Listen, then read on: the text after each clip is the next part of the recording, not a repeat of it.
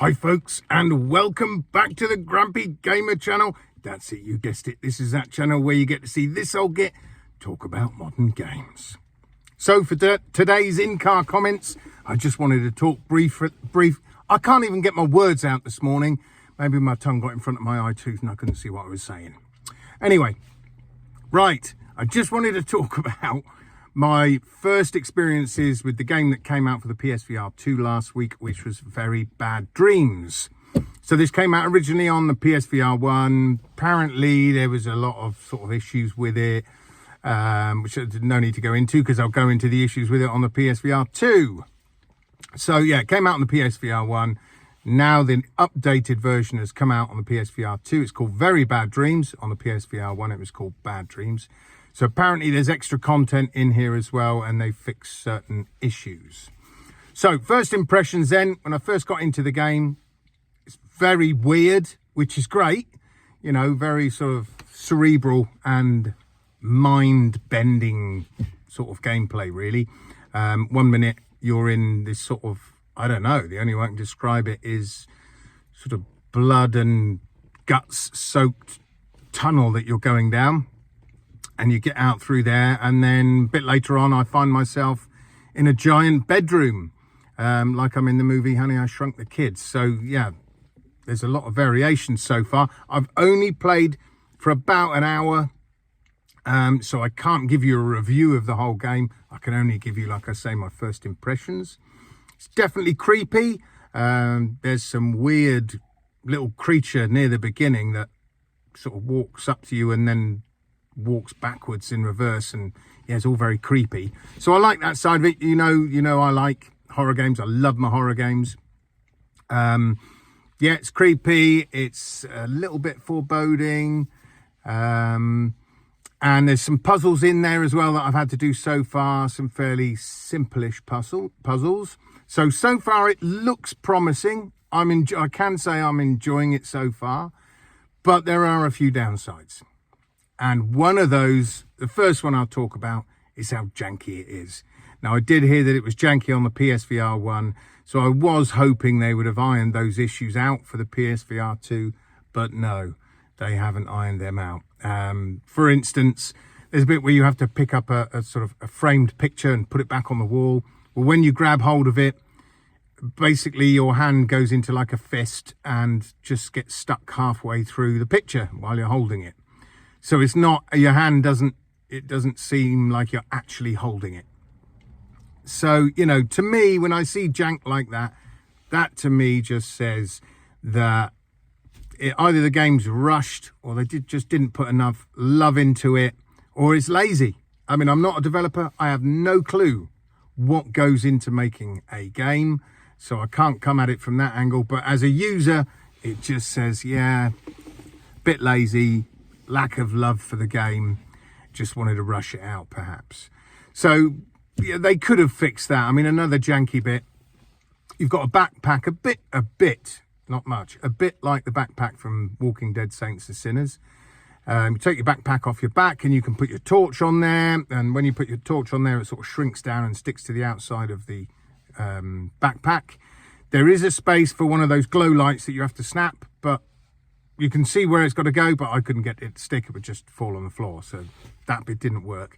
And then with your cigarettes, now the cigarettes, it's an interesting mechanic. Basically, you can go insane in this game because obviously you're in very bad dreams and it can mess with your mind. And when you start going a bit mental, these little black lines come out on the screen and the whisperings get louder. And so what you have to do is smoke a cigarette. So literally take your backpack off, take the fags out, take one out the packet, get your lighter, which is stuck on your chest in front of you, light it and have a few puffs, and it calms you down. It brings your insanity levels down. So yeah, it's quite an interesting mechanic. However, I went to then put my cigarette packet, fag packet, back in my rucksack. So I just went and put it over my shoulder instead of taking my backpack off. Went and put it over my shoulder. Oh, just fell through. So I just double checked, took my backpack off. No, definitely no cigarettes stuck to the backpack. Looked round all over the floor, totally disappeared. So I don't know if I get another packet of cigarettes further on or whatever, but if I don't, I'm going to be in trouble because I'm not going to be able to get my insanity levels down. So yeah, there's another sort of little janky, buggy mess that my cigarettes just vanished, which is a bit annoying. And they don't go in the backpack either. They sort of sit on the top of it, which is a bit strange. Yeah, so, and things that really sort of grate me is how they've done your body. And it suffers exactly the same problem that your body and legs did or do in Hellsweeper VR. When you look down, it's like your legs are out in front of you, shuffling along.